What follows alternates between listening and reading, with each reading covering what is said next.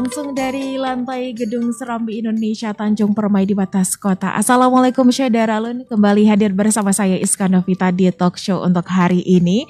Talk show interaktif kita dengan tema tips dan trik bersahabat dengan DM tipe 2. Dan Syadaralun, untuk Anda bisa menyimak talk show ini di facebook.com/Serambi FM dan juga di live serambifm.com. Anda juga bisa ikut berinteraksi tentunya di nomor 0811689020 ya. Dan untuk hari ini sudah hadir 2 orang narasumber dari Rumah Sakit Ibu dan Anak untuk membahas tema kita mengenai tips dan trik bersahabat dengan DM tipe 2. Syadaralun, menurut American Diabetes Association atau ADA tahun 2010,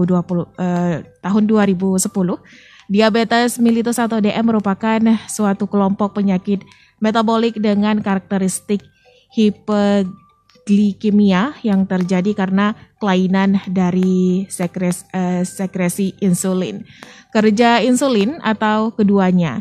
DM merupakan penyakit menahun yang akan diderita seumur hidup. Dalam pengelolaan penyakit tersebut, selain dokter, perawat, ahli gizi, dan tenaga kesehatan lain, peran pasien dan keluarga menjadi sangat penting ya.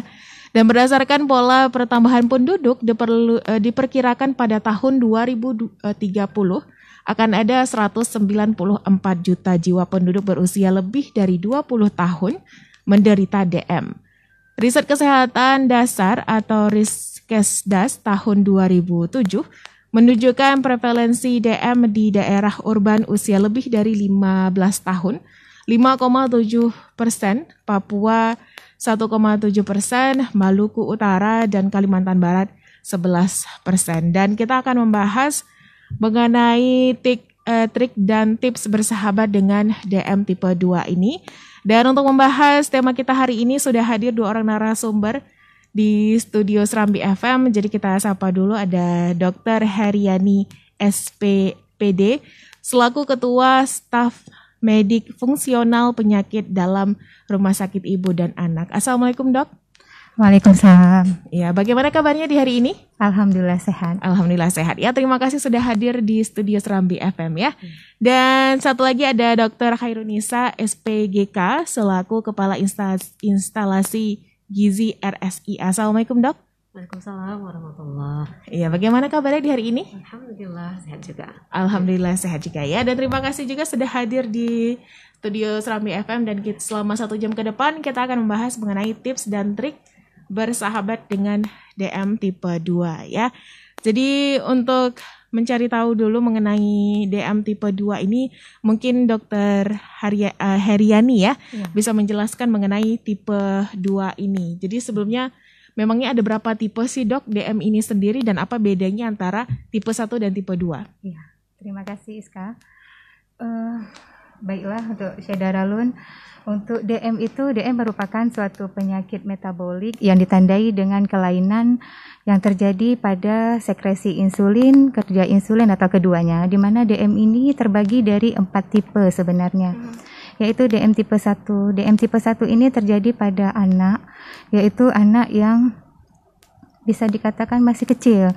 Jadi DM tipe 1 ini dependent insulin, di mana dia memang terjadi kerusakan atau destruksi dari sel beta pankreasnya. Jadi di sini sama sekali tidak terdapat insulin yang dikeluarkan oleh tubuh, sehingga si anak tersebut harus mengkonsumsi insulin atau menggunakan insulin seumur hidup. Sedangkan DM tipe 2 ini merupakan DM yang terjadi di atas umur 25 tahun. DM di sini merupakan dikarenakan karena insulin yang tidak cukup atau kerja insulin yang tidak maksimal, sehingga insulin yang dibutuhkan oleh tubuh tidak cukup. Nah, di sini tidak dependen insulin, pengobatannya bisa secara oral atau bisa juga secara diberikan terapi insulin. Kemudian ada DM tipe lainnya. DM tipe lainnya itu bisa karena endokrinopati, bisa karena kelainan sekunder dari sel beta pankreas. Kemudian yang keempat ada DM gestasional, yaitu DM yang terjadi pada ibu hamil yang terjadi setelah trimester kedua. Kemudian untuk diagnosisnya ya, kita tegakkan diagnosis DM itu Yang pertama dari kadar glukosa darah. Jadi kadar glukosa darah yang kita pantau yaitu kadar glukosa darah puasa, kadar gula darah 2 jam setelah pemberian glukosa oral. Itu bisa untuk kadar glukosa oral, untuk kadar glukosa puasa di mana target gula darah yang kita harapkan yaitu di bawah 126 mg per desiliter, kemudian untuk DM di atas kadar tersebut. Sedangkan untuk 2 jam setelah pemberian glukosa yaitu kadar gula darah yang kita harapkan di bawah 200. Jadi kalau di atas 200 kita sudah menegakkan suatu DM tipe 2. Kemudian untuk diagnosisnya, kemudian untuk tata laksana. Untuk tata laksana pilar pengobatan DM itu ada 4. Yang pertama yaitu edukasi. Jadi untuk seorang penderita DM, edukasi sangat penting. Yang pertama kita memberikan pemahaman kepada pasien apa itu DM. Bagaimana cara pengelolaan DM, bagaimana cara kita untuk menghindari komplikasi baik ringan maupun berat yang terjadi karena DM sedini mungkin. Kemudian yang kedua yaitu terapi nutrisi medis. Terapi nutrisi medis di sini yaitu kita memberitahukan pola makan yang benar dan sesuai untuk penderita DM. Di sini kita harapkan pasiennya tahu makan apa yang dia makan, kemudian jumlah kalori, kemudian tahu makanan yang tidak diperbolehkan pasien ini konsumsi. Nah, di sini diharapkan pemberian karbohidrat kompleks dengan dosis terbagi sehingga tidak membentuk peak atau tumpukan karbohidrat yang berlebihan di dalam tubuh. Kemudian harus diet serat yang tinggi dengan kadar lemak jenuh yang lebih sedikit. Kemudian yang ketiga yaitu terapi jasmani, latihan jasmani. Latihan jasmani untuk penderita DM wajib sekali dilakukan supaya dapat mengontrol gula darah secara baik. Latihan jasmani yang diperlukan di sini yaitu 3-4 kali seminggu dengan durasi 30 menit. Yang dianjurkan itu yaitu latihan aerobik sedang seperti jalan kaki, kemudian bersepeda santai, jogging, dan berenang. Ada juga penelitian yang mengatakan bahwasanya untuk latihan jasmani yaitu 150 menit dalam seminggu dengan target peningkatan dari tekanan nadi 50-70% dari nadi maksimal. Nah, kemudian untuk latihan jasmani ini harus continue, ritmik kita lakukan. Jadi berulang, harus setiap minggu atau 3-4 hari seminggu kita lakukan. Yang keempat, nah di sini baru terapi medis. Nah, terapi farmakologi medis perlu kita tekankan pada pasien bahwasanya DM tipe 2 ini tidak sembuh. DM tipe 2 ini penyakit menahun. Jadi kalau penyakit menahun, terapinya juga harus sama menahun. Nah, kadang-kadang persepsi pasien salah. Nah, saya tidak mau dok diberikan obat. Saya nggak mau diberikan obat ini, nanti ketergantungan. Nah, di situ sebenarnya salah, bukan ketergantungan, tapi tubuh kita memang tidak cukup kadar insulin sehingga kita memang butuh pemberian insulin dari luar atau tablet. Nah, jadi kita mengatakan pada pasien untuk pemakaian obat betul seumur hidup, tapi pemakaian insulin tidak seumur hidup. Pemakaian insulin itu ada indikasinya, kapan kita memakai insulin, kapan kita harus menggunakan obat oral atau tablet. Nah, itu ada beberapa persyaratannya ya. Untuk DM awal-awal dengan gula darah yang kita katakan masih tidak terlalu tinggi, di sini mungkin cukup dengan obat oral saja, obat tablet ya. Di sini bisa kita modifikasi 1 tablet atau kita modifikasi dengan 2 tablet atau 3 tablet. Jika kadar gula darah juga tidak terkontrol dengan obat oral, maka kita boleh mencoba pemakaian insulin basal dulu, yaitu insulin yang kita suntikkan pada malam hari di jam 22. Nah, itu yang perlu kita tekankan. Di sini permasalahan yang terjadi di lapangan, pasien untuk pengontrolan gula darah yang sangat tinggi tidak mau menggunakan insulin karena takut penggunaan insulin itu seumur hidup. Karena sebagaimana kita ketahui insulin itu trauma terhadap tubuh, di mana itu kita terkena suntikan jarum. Nah, tidak semua orang yang berani disuntik jarum, walaupun jarumnya kecil seperti mata pulpen. Jadi di situ yang tidak dapat dipahami atau belum dapat dipahami oleh penderita DM. Baik.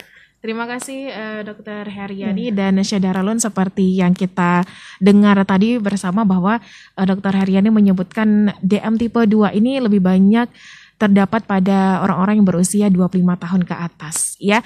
Dan tadi juga Dr. Heriani sempat menyebutkan mengenai jumlah kalori. Mungkin untuk lebih lanjutnya kita menanyakan mengenai kalori ini kepada Dr. Khairunisa, ya, karena beliau selaku Kepala Instalasi Gizi RSIA. Tapi sebelum itu kita juga mau tahu ini, Dok, mengenai makanan untuk para DM tipe 2 ini, para penderita DM tipe 2 ini pastinya berbeda dengan orang-orang yang tidak terkena DM, ya. Nah, lalu untuk makanan sendiri untuk mencegah DM ini dan makanan yang orang-orang pengidap DM tipe 2 ini bedanya seperti apa, Dok? Baik, terima kasih Syadaralun. Saya akan menjelaskan tentang nutrisi pada penderita penyandang DM atau untuk mencegah terjadinya DM. Jadi seperti yang Dr. Heriani telah sampaikan bahwa terapi nutrisi ini adalah salah satu bagian dari pilar untuk penata laksanaan dari DM, ya.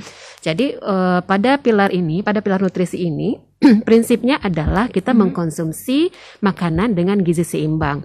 Baik pada orang-orang yang sehat juga dia harus mengkonsumsi makanan dengan gizi seimbang. Tapi aturannya nanti akan sedikit berbeda dengan pada pasien dengan DM. Jadi kita akan menghitung, yang pertama kita menghitung nilai kebutuhan energinya berapa dalam bentuk kalori, ya. Dari kebutuhan energi satu hari kita akan breakdown menjadi berapa banyak dia harus makan karbohidrat, berapa banyak dia harus makan protein dan lemak.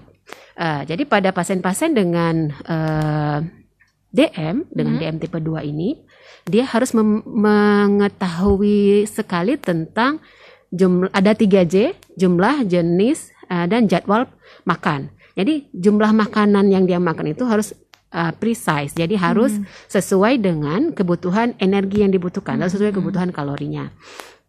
Tidak boleh berlebihan, ya. Terus jenisnya, jenis ini nanti kita akan menentukan jenis karbohidrat yang paling penting untuk pasien-pasien dengan DM tipe 2, yaitu karbohidrat kompleks. Mengurangi konsumsi karbohidrat simplek, karena karbohidrat simplek ini akan langsung menaikkan gula darah. Terapi nutrisi ditujuankan untuk mengontrol gula darah selain dengan bantuan dari medikamentosa atau obat-obatan, ya. Jadi karbohidrat ini sebanyak apa yang harus dimakan? Sebanyak dari total kalori sebanyak 45-60% yang dikonsumsi adalah karbohidrat. Namun jenis karbohidratnya adalah karbohidrat kompleks. Kemudian kita masuk ke protein. Proteinnya itu sebanyak 15-20% dari total kebutuhan energi. Nanti pilihannya ada protein hewani seperti ikan, daging, ayam, daging tanpa lemak, ya, ayam tanpa kulit, seafood boleh. Kemudian untuk protein nabati ada tahu, tempe, kacang-kacangan, dan itu semuanya kita hitung dulu berapa banyak dia harus makan, ya, tidak berlebihan. Kemudian lemaknya juga kita batasi sampai 30% maksimalnya. Lemak itu bisa didapat dari minyak, dari hewani juga ada lemak gitu, ya. Jadi minyak itu nanti kita pilihkan minyak yang mana yang boleh dia konsumsi. Jadi pada pasien-pasien pada penyandang DM kita membatasi asupan dari SAFA atau lemak jenuh. Lemak jenuh itu di bawah 7%. Jadi kalau makan gorengan, ya, paling banyak boleh satu hari yang digoreng. Makanan yang digoreng itu maksimal sekali itu satu potong. Kemudian kita anjurkan untuk meningkatkan asupan lemak dari MUFA. MUFA itu monounsaturated fatty acid. Jadi asam lemak tak jenuh tunggal. Dengan mengkonsumsi MUFA bisa memperbaiki kadar gula darah, membantu ya, memperbaiki. Misalnya contoh bahan makanannya ada alpukat, ada minyak zaitun, ada kacang almond gitu ya. Itu bisa membantu memperbaiki HbA1c sebenarnya ya. HbA1c-nya itu adalah raport dari penderita DM, raport gula darahnya ya. Kemudian pasien penderita DM ini, penyandang DM juga kita anjurkan untuk mengkonsumsi lemak tak jenuh ganda, seperti minyak ikan. Nah itu kita juga meningkatkan asupannya di situ. Yang kita kurangi adalah lemak jenuhnya. Kemudian asupan kolesterol juga kita batasi sampai di bawah 200 miligram per hari. 200 miligram itu hati-hati dengan kuning telur ya. Satu kuning telur itu mengandung 290 miligram kolesterol. Jadi kalau misalnya dia mengkonsumsi setiap hari satu kuning telur, satu telur utuh maksudnya, itu akan asupan karbohidrat, asupan kolesterolnya sudah berlebihan dari sudah lebih dari rekomendasi. Jadi kalau memang mau mengkonsumsi kuning telur atau telur utuh, boleh konsumsi seminggu 2 butir lah gitu. Kalau misalnya lebih dari itu, asupan kolesterolnya akan meningkat gitu ya. Kalau putih telur nggak apa-apa, silahkan konsumsi setiap hari karena memang dia cuma mengandung protein. Kemudian asupan serat. Serat itu dari sayur dan buah. Ini direkomendasikan untuk dimakan sebanyak 20 sampai 35 gram per hari. Nah, itu kalau kita konversi dalam bentuk makanan, jumlahnya dia harus makan 3 kali makan sayur setiap hari, dimakan besar, kemudian dia bisa makan 2 sampai 3 kali selingan buah. Jadi dia bisa mengkonsumsi 5 sampai 6 porsi serat dalam satu hari. Itu minimal sudah mencapai target di 25 gram serat ya. Kenapa serat yang diutamakan? Karena dengan adanya serat, gula darah itu tidak naik dengan cepat ya, atau dia menurunkan gula darah. Dengan begitu kerusakan dari pembuluh darah karena gula darah yang meningkat dapat dihindari. Gitu. Itulah tujuan dari kita berikan terapi nutrisi pada pasien-pasien dengan DM. Nah, bagaimana caranya untuk menghindari supaya kita tidak jatuh ke DM? Gitu. Ya, sebelum jatuh ke DM, ya pola makannya juga kita harus atur. Tidak makan karbohidrat dalam jumlah besar. Nah, apalagi kalau saya Daralun di Aceh ini mungkin makan nasi banyak ya. Kalau nasi bungkus habis satu bungkus sekali makan.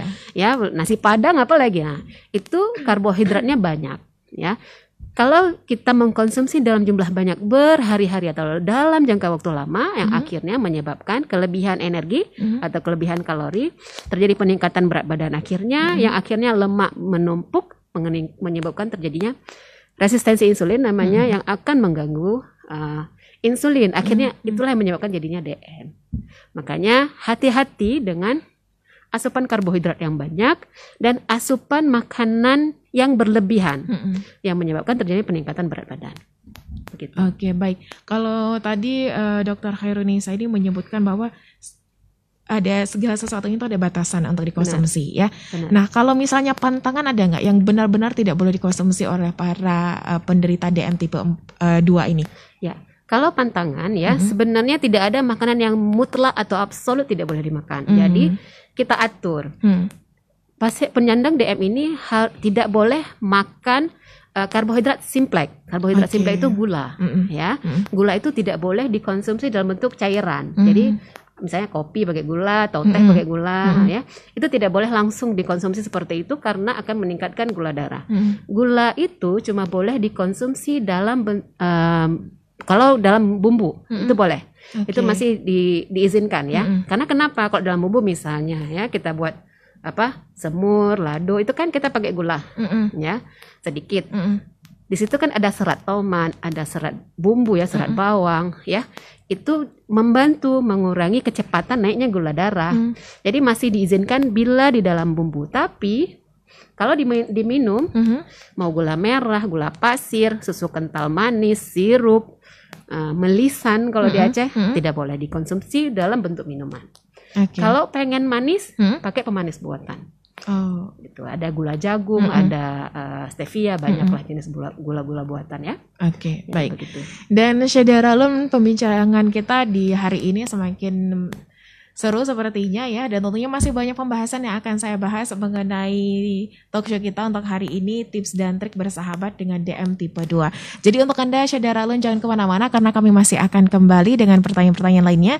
Jadi tetap di 90,2 Serambi FM, Laguna Pritana.